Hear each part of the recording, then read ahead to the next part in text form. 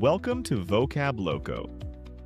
In this video, you'll learn how to find and remove duplicate words across the list in a custom word list group. Having the same word in multiple lists inside a group can create confusion for students. They may see the same word repeated across different assignments. This tool helps you spot and fix that quickly. Start by opening the custom word list group you want to check. Once you're inside the group editor, look for the Find Duplicate Words option in the toolbar menu. Click it to run the scan. If any words appear in more than one list, a panel opens showing you every duplicate, the word itself, and the names of the lists it appears in. To fix a duplicate, click the list name shown next to the word. The editor will jump directly to that list and highlight the word so you can find it instantly. From there, simply remove the word from the list where it doesn't belong. If the scan finds nothing, you'll see a confirmation message.